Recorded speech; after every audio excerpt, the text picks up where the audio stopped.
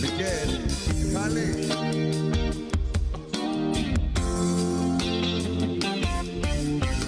Το πρόσωπό σου, τι λέει, με μπέρδεψε τώρα.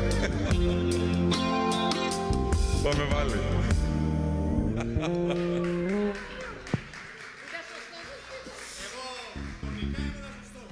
Μια χαρά, τονικά. Στιχουργικά, τι έγινε.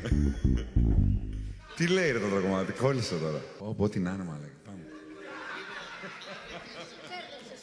Δεν φταίς εσύ, Μιχάλη, φταίει ότι είμαι δυσλεκτικός, να το πω κι αυτό. Εγώ είπα, γκρίζος είναι τείχος επειδή τα τόγια.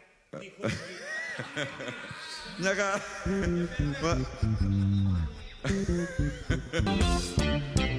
Το πρόσωπο σου κρύος είναι τείχος,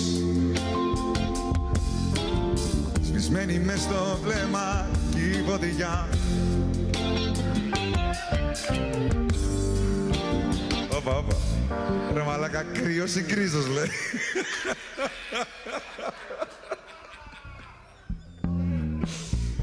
Παίζει το κομμάτι να το έχω πει 500 φορές, έτσι. Έφυγε. Τι λέει. Κάνε Google search. Ξέρει κανείς αν είναι γκρίζος ή κρυός. Κρύος είναι, ρε. Κρύος δεν είναι. Άντε, συγγνώμη. Πάμε. Είμαι σίγουρος. Πάμε.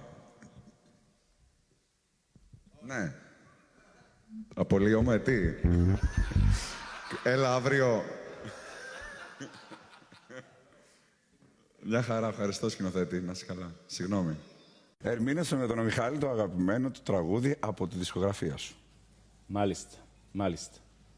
Το αγαπημένο μου τραγούδι δικό σου είναι...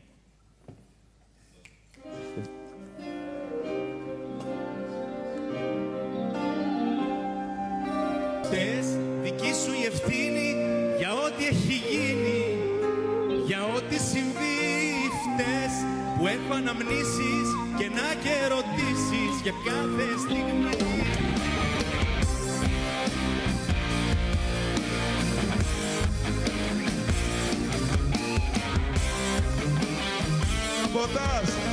Σαμποτάζ τώρα αυτό.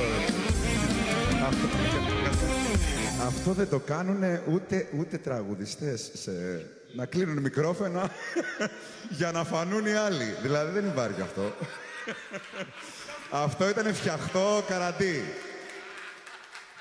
Με έκλεισε το μικρόφωνο κανονικά.